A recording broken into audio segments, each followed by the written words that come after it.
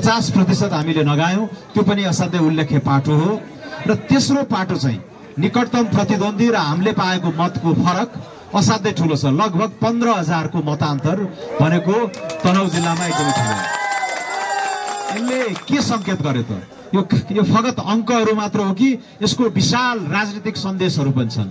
मलाई लाग्छ यसका ठूला ठूला राजनीतिक सन्देशहरू छन्। यसले आउँदो नेपाली राजनीतिको कोर्स बारे पनि केही सन्देशहरू दिएको छ। हाम्रो जनसांख्यिक बनोट, हाम्रो सूचना प्रविधिको पहुँच, हाम्रो चाहिँ यो शहरीकरण हुँदै गएको चाहिँ बस्तीहरूको कुरा र विदेशमा गएका पलायन भएर रोजाई वा बाध्यताले विदेशमा गएका हाम्रा युवाहरूको आफ्नै आकांक्षा छन्। दुनियाँ देखेका छन्, हेरेका छन्, हाम्रो देश चाहिँ किन पिछडिएको भनेर उनीहरूले प्रश्न गर्ने गर्छन्।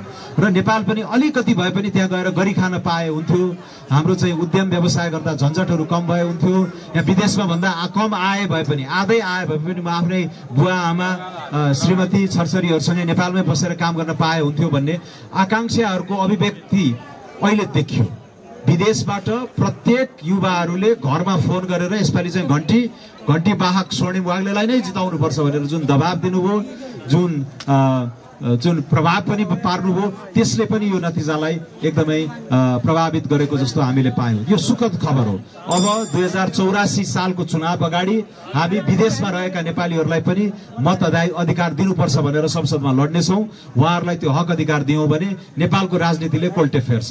यहाँहरूले धेरै सुन्नु भएको छ, मैले निर्वाचनका दौरान 2-3टा कुरा मुद्दाहरू उठाएँ। एउटा यो तनहुँ क्षेत्र नम्बर 1 कै विकासका कुराहरू छन्, त्यसमा त्यसलाई थप स्थानीयकरण गरेर जस्तो देवघाट धामकै कुराहरूमा यहाँ आध्यात्मिक प्रतिष्ठानहरूका कुराहरू, आध्यात्मिक विश्वविद्यालयका कुराहरू इत्यादि छन्। खानेपानी, सिंचाई, तटबन्ध, उद्यम व्यवसाय, युवाहरूको रोजगारी इत्यादि, बाटोघाटो पिच गर्ने कुराहरूमा यहाँका स्थानीय बजेटबाट गरिने धेरै चिजमा बजेट अपुग हुने गर्दाखेरि सांसदले थप साधन स्रोतको जोहो गरिदिने, सहजीकरण गरिदिने, केन्द्र प्रदेशसँग जोड दिने कुराहरूमा म एकदम सक्रिय भएर लाग्नेछु। तर यहाँबाट गइसकेको सांसदले राष्ट्रकै मुद्दाहरू बोक्नुपर्छ भन्ने चेत तपाईहरुमा पनि रहेछ। त्यसैले पनि अहिले अर्थतन्त्र डामाडोल भएको बेलामा मैले विगत 35-40 वटा देशमा काम गरिसकेको अनुभव र अन्तर्राष्ट्रिय रूपमा पनि यो समष्टिगत आर्थिक समस्याहरूबारे केही न केही अध्ययन, शोध कार्यहरू र सल्लाहकारीय भूमिकाहरू निभाइसकेको हुनाले अहिले नेपालमा पनि एउटा अर्थशास्त्र बुझेको र यस्तो असहज आर्थिक अवस्थामा संसदमा यस्तो व्यक्तिलाई पुर्याउन पायो भने राम्रो हुन्छ भन्ने त्यो सामूहिक मत तपाईहरुबाट जुन आयो, त्यसले पनि हाम्रो चेतना स्तर एउटा चाहिँ विवेकशील तनहुँका जनताले त्यो असाध्यै परिपक्व निर्णय गरेको जस्तो पनि मलाई लाग्छ। यही निर्वाचनका दौरान अब हामीले केही नयाँ राजनीतिक संस्कारहरू पनि बसाल्न खोज्यौं। हामीले निर्वाचनलाई त्यति तडक भडकपूर्ण बनाएनौं। खर्चिलो भड्किलो निर्वाचनबाट हामी पन्छ्यौं।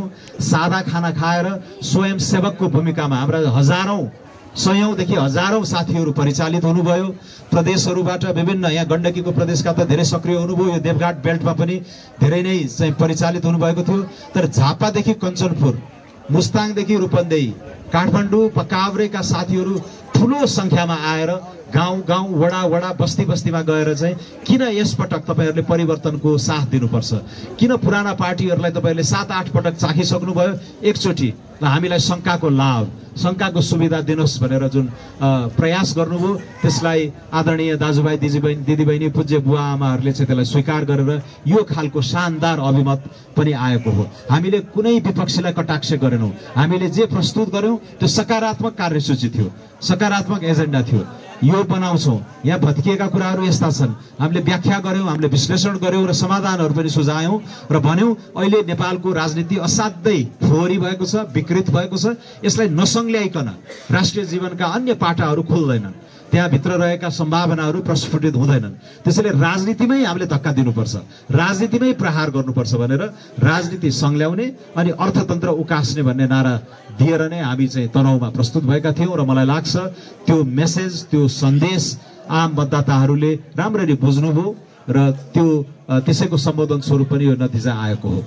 यहाँहरूलाई म धेरै धेरै धन्यवाद दिन चाहन्छु। देवघाटमा हामीले शानदार मत पायौं। पाँचैवटा नगरपालिकामा राम्रो मत पायौँ। आबुखैरेनीबाट सुरुवात भएको बन्दीपुर, भानु, ब्यास, देवघाट सबै गाउँपालिका नगरपालिकाहरूमा हाम्रो शानदार उपस्थिति रहेको छ। अब यसैलाई बिल्ड गरेर, यसैलाई बनाएर, यसैमा इटा थप्दै हामीले हाम्रो सांगठनिक संरचना पनि अलि चुस्त बनाउँछौँ। तर अन्य पार्टीहरूको जस्तो हामी भातृ संगठनहरू बनाउँदैनौँ र हाम्रो संगठनात्मक स्वरूप पनि जनसङ्ख्याको अनुपातमा कुन आकारको हुने भन्ने कुरा हामी तय गर्नेछौँ र एउटा चुस्त धान्न सकिने संरचना हुन्छ। हामीले हाम्रा सदस्यहरूलाई अन्य पेसामा पनि संलग्न हुन चाहिँ प्रोत्साहन गर्छौँ, किनकि पूर्णकालीन राजनीतिले नेपालको राजनीतिलाई असाध्यै विकृत बनायो। राजनीति आफैमा पैसा कमाउने पूर्णकालीन पेसा भइदियो हैन। म बेलायतमा केही समय बस्ने काम गर्ने मौका पाएको थिएँ। त्यहाँको सबभन्दा ठुलो 200 वर्षदेखि पार्टी चलिरहेको एउटा प्रमुख राजनीतिक दलमा 7 करोडको देशमा 1.5 लाख पनि सदस्य छैन। हामी 3 करोडको देशमा झन्डै 30-35 लाख चाहिँ पूर्णकालीन सक्रिय सदस्यहरूको एउटा झुण्ड बनाएका छौँ। अब देखिने आए केही छैन, विलासी जीवन बिताएका छन्। त्यो बिचौलियाको जस्तो भूमिका नगरिकन उनीहरू टिक्न सक्ने अवस्था देखिँदैन। त्यसैले हामीले चाहिँ हाम्रो पार्टीमा के भनेका छौँ भने तपाईहरू अन्य पेसाहरू पनि गर्नुहोस्, राजनीतिलाई पूर्णकालीन पेसा नबनाउनुहोस्, ताकि आफ्नो आम्दानी, कर तिरेको आम्दानीबाट नै तपाईँको जीवनयापन चल्छ भने राजनीति चाहिँ स्वयं सेवाको भावनाबाट, समाजलाई म केही दिन्छु भन्ने भावनाबाट अभिप्रेरित भएर गर्नु। त्यसैले त्यो खालको र कुनै पनि व्यक्तिले आफ्नो पद 2 कार्यकाल भन्दा बढी नगर्ने, आफ्नै नातागोताहरूलाई पनि एउटै कमिटीमा नराख्ने, निर्वाचन ताका उम्मेदवारको तय पनि तपाईहरू स्थानीय तहमै गर्ने, माथिबाट टिको लाएर उम्मेदवारलाई पठाइदिने, अरू पार्टीमा जस्तो ठुलो ठुलो रकमको चलखेल हुने र कुनै व्यक्ति विशेषलाई रिजाएर चाकडी गरेर योग्य उम्मेदवारहरू पन्छिनु पर्ने, त्यो खालको विकृतिलाई पनि हामीले सोझै चिरफार गरेर प्रहार गरेका छौँ।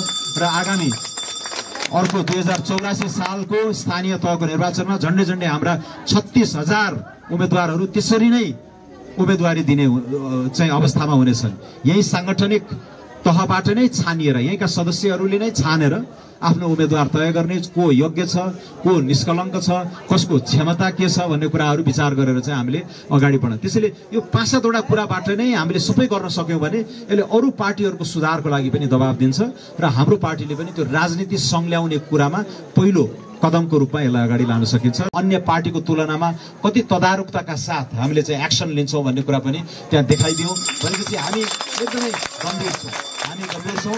अर्को 3-4 वर्ष तपाईँहरूको विश्वासलाई हामी डगमगाउन दिने छैनौँ। तपाईँहरूको स्नेह, माया, विश्वास, भरोसा, आशा यो सबैलाई हामीले असाध्यै गम्भीरतापूर्ण लिएका छौँ।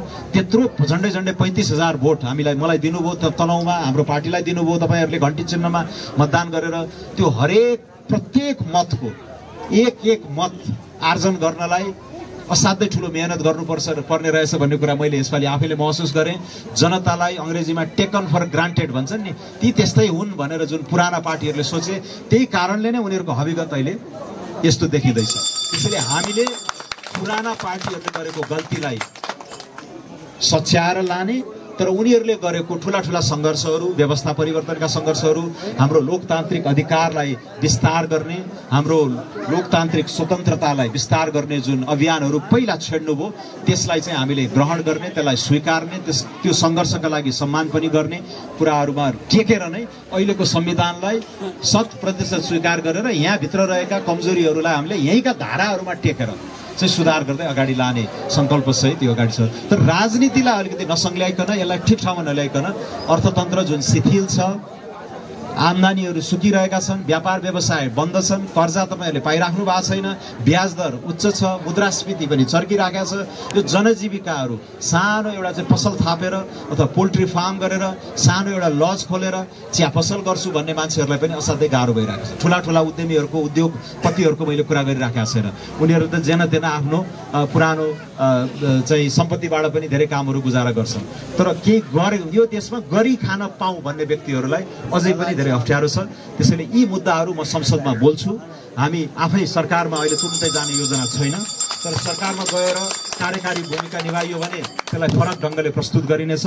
तर संसदमै बसेर संसदको रोस्ट्रमबाट नै सकारात्मक सुझावहरू दिँदाखेरि सरकारलाई झकझक्याउने, यो तिमीले लिएर आएको नीति गलत छ, तिमीले लिएर आएको नीतिलाई अपूर्ण छ, यसलाई सच्याएर यसो यसो गर, फलानो देशमा यस्तो भएको थियो, फलानो शास्त्रले यसो भन्छ, फलानो प्राध्यापकको शोधले यसो भन्छ भनेर ती कुराहरूमा घचघच्याउने संसदभित्रैबाट र सार्वजनिक बहसहरूमा पनि हामीले चाहिँ त्यहाँ दबाब दिने गरेर प्रस्तुत हुनेछौँ। र मलाई लाग्छ हाम्रो नीति, हाम्रो नियत र हाम्रो क्षमता, यो तीनटै कुरा ठिक ठाउँमा भएको हुनाले हामीले सोचेभन्दा ठुलो धक्का दिने गरेर अगाडि बढ्दैछौँ। र हाम्रो जुन पर्फर्मेन्स हुन्छ, हाम्रो जुन प्रस्तुति हुन्छ अर्को 3-4 वर्षमा, त्यो यस्तो क्षमतावान, अहिले तपाईँहरूले हाम्रो सांसदहरूको भूमिका देखिराख्नु भएको छ संसदमा। नेपालको सिङ्गो संसदको गरिमा नै हाम्रा राष्ट्रिय स्वतन्त्र पार्टीका त्यही केही 10-12 जना सांसदहरूले जोगाइदिइराखेका छन्। यति तयारीका साथ प्रस्तुत हुन्छन्, यति सशक्त प्रस्तुति हुन्छ उनीहरूको। विधेयकका दफा दफा केलाएर अन्तर्राष्ट्रिय अभ्यासहरू, नेपालकै पहिलाका नजिरहरूमा टेकेर धेरै सुधारका एजेन्डाहरू उहाँले प्रस्तुत गरिराख्नु भएको छ। अब म त्यो पङ्क्तिमा गएर थपिनेछु र अर्थतन्त्र, कूटनीति, पर्यावरण, जलवायु परिवर्तन, सामाजिक विकास जस्ता मुद्दाहरूमा मेरो सशक्त चाहिँ तयारीका साथ त्यहाँ प्रस्तुति हुनेछ, जसले राष्ट्रिय स्वतन्त्र पार्टीको नीति निर्माण योजना कार्यक्रमलाई पनि थप उन्नत बनाउँदै लानेछ। अर्को चाहिँ नेपाल राष्ट्रकै यो नीति निर्माण र एउटा नमुना विधायकको भूमिकामा चाहिँ आफूलाई प्रस्तुत गर्ने, आफूलाई ढाल्ने जमर्को मेरो हुनेछ। अब यहाँहरूले सुन्नु भएको छ, मलाई धेरै दाजुभाइ दिदीबहिनीहरूले भन्नुभयो तपाईँलाई चुनाव अगाडि त हात जोड्दै आउनुभयो, भोट पनि माग्नुभयो, जितेपछि त तपाईँहरूको हात माथि पर्यो, त्यसपछि त हराउने होला, हामीले त भेट्न पनि नपाउने होला भन्नुभएको छ। मैले के आश्वासन दिएको छु, वाचा नै गरेको छु भने यो तनहुँको भूगोल अलिकति विकट पनि छ, अलिक विस्तारित फैलिएको पनि छ। भानु नगरपालिका सिँगै एउटा जिल्ला जत्रो रहेछ, व्यास पनि ठुलो छ हैन। देवघाटका दुर्गम गाउँहरू पनि अस्ति हामी सबै गयौँ, कोटादेखि छिपछिपे बैदी सबै हुँदै माथि माथि गयौँ। आबुका पनि त्यस्तै दुर्गम भेकहरू छन्। त्यसैले मैले के निर्णय गरेको छु भने 5वटा पालिकामा मेरो सम्पर्क कार्यालय रहन्छ र तपाईँहरूले मसँग सम्पर्क गर्नको लागि, पहुँचका लागि त्यति अप्ठ्यारो हुने छैन। म आफै 3-4 महिनामा आउँछु, डुल्छु, तपाईँहरूसँग साक्षात्कार गर्छु। वैशाखभित्रै म प्रत्येक वडाहरूमा आउने गरेर विकास निर्माणका कुराहरू, तपाईँहरूका गुनासाहरू, वर्षौंदेखि भोग्दै आउनुभएका समस्याहरूलाई कसरी रचनात्मक ढङ्गले हल गर्न सकिन्छ भन्ने कुरामा मेरो एकदमै दिलो ज्यान लागेर म चाहिँ घुमिने छु। एउटा टिम हुनेछ मसित, जिल्लामा हाम्रो विश्वनाथ वास्तोला, हाम्रो जिल्ला संयोजक, यहाँ विकास सिग्देल लगायतका संरचनाहरू हुन्छन्। यहाँ देवघाटमा हाम्रो चाहिँ बलबहादुर छेत्रीजीहरू हुनुहुन्छ। यसरी चाहिँ हाम्रो विभिन्न तहका साथीहरूलाई समेटेर हामीले केन्द्रसम्मकै एउटा चाहिँ भर्याङ बनाउँछौँ, एउटा पहुँच चाहिँ बनाउँछौँ। र त्यसरी तर मैले के पनि भन्ने गरेको छु भने एउटा व्यक्ति जतिसुकै अब्बल भए पनि एउटा व्यक्तिले मात्रै लोकतन्त्रमा चाहिँ हामीले त्यस्तो अपेक्षा गर्नुहुन्न कि एउटा चाहिँ घोडामा चढेर आउने, एकदम तरबार खेलाएर आउने पात्र, एउटा काल्पनिक पात्रले चाहिँ सब चाहिँ छुमन्तर एउटा जाडुको छडीले चाहिँ सब समाधान गरिदिन्छ भन्ने त्यस्तो पनि राख्नुहुन्न। त्यो आफैमा एउटा अलोकतान्त्रिक सोचाइ पनि हो। लोकतन्त्रमा हामी सामूहिक यत्नमा विश्वास गर्छौँ र सामूहिक यत्नमा विश्वास गर्दै गर्दाखेरि त्यो इमान्दार प्रयास गर्न खोजिएको छ कि छैन। सबै आँटेको चाहेको कामहरू सफल नहुन सक्छन्, तर प्रयास इमान्दार हिसाबले नियत सफा राखेर गरिएको हो कि होइन भन्ने कुरा असाध्यै प्रधान हुन्छ। त्यसैले अहिलेका चर्चित राजनीतिज्ञहरूको पनि तपाईँहरूले हेर्नुहुन्छ, भारतमा नरेन्द्र मोदीले गर्न खोज्नुभएका कुराहरूमा पनि कति कुराहरू उहाँका फेल भएका छन्, तर जनताले उहाँलाई पटक पटक निर्वाचित गराएको पठा चाहिँ यो मान्छेले गर्न खोजेको कुरा चाहिँ राम्रै हो है, नियत ठिकै छ है, यसले बदनियत राखेको छैन है भनेपछि जनताले त्यो शङ्का, त्यो सुविधा पनि दिनु हुँदो रहेछ भन्ने कुरा हामीले दुनियाँकै अभ्यासबाट पनि देखेका छौँ। म आफैले के भनेका छु भने सामूहिक प्रयत्नबाट गर्ने हो। आफ्ना मतहरू, आफ्नो अनुभवहरू, आफ्नो ज्ञान, आफ्नो सामाजिक पुँजी, यसलाई सबैलाई मिलाएर अन्य साथीहरूको पनि त्यस्तै खालका पुँजीहरूलाई चाहिँ मिसाएर हामीले एउटा समृद्ध स्रोत बनाउन सक्छौँ। र हाम्रो दिगो नतिजाको लागि चाहिँ हामीले प्रणालीमै प्रहार गर्नुपर्छ, प्रणाली नै चाहिँ सुधार्नुपर्छ। एउटा चाहिँ हिन्दी फिल्मको चाहिँ नायक जस्तो आएर चाहिँ यसो गर उसो गर भन्ने चाहिँ त्यो आफैमा त्यस्तो लोकतान्त्रिक विधि पनि होइन।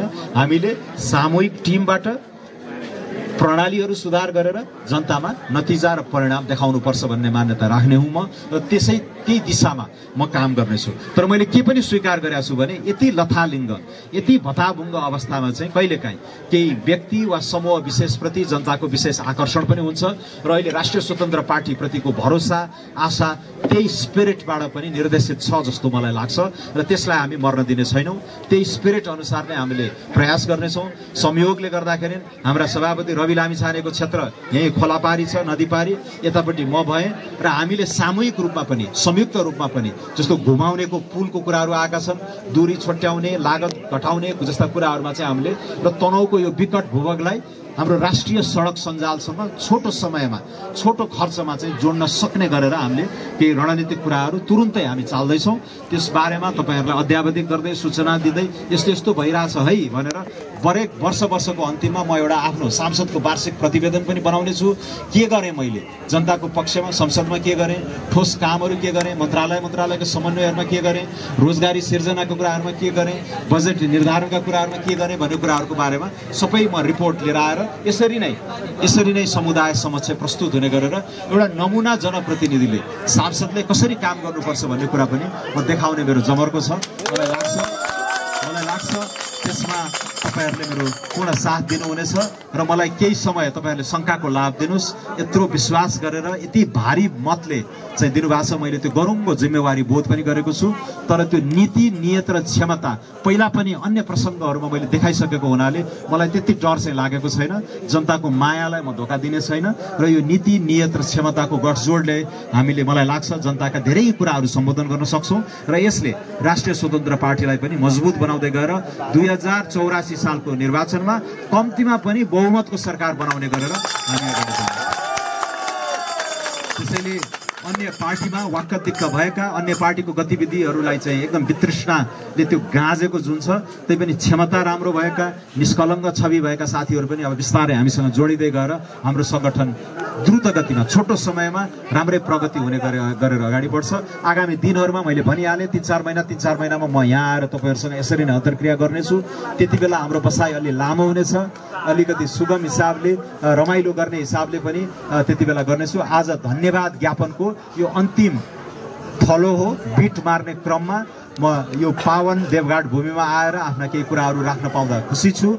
फेरि पनि हजुरहरूलाई असाध्यै न्यानो अभिवादन पनि गर्न चाहन्छु र यो ठूलो विश्वास जुन तपाईहरुले गर्नुभयो र 35,000 भोट झण्डै दिएर चाहिँ मलाई एउटा म्यान्डेट भन्छन् नि, अब कुनै त्यो मतान्तर त्यो 50% को उपलब्धि र 35,000 को चाहिँ मताङ्क, यो तीनटाले मलाई यति शक्तिशाली बनाउँछ अब कि जनताको काम गर्नको लागि त्यो संसदमा कसैले हेप्ने वा पर पार्ने चाहिँ हुन्छ जस्तो मलाई लाग्दैन।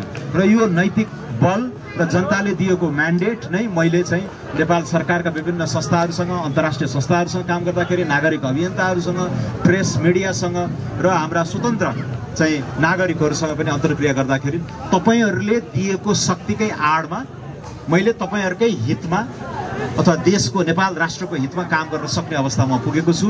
यो ठूलो गौरव हो। यो सितिमिति यस्तो खालको म्यान्डेट जनप्रतिनिधिहरूले पाउँदैनन्, तर मेरो एकै पहिलो प्रयासमा नै तपाईहरुले यति विश्वास र माया गरेर दिनुभएको छ। मैले त्यसलाई डगमगाउने गरेर म अगाडि बढ्दिन र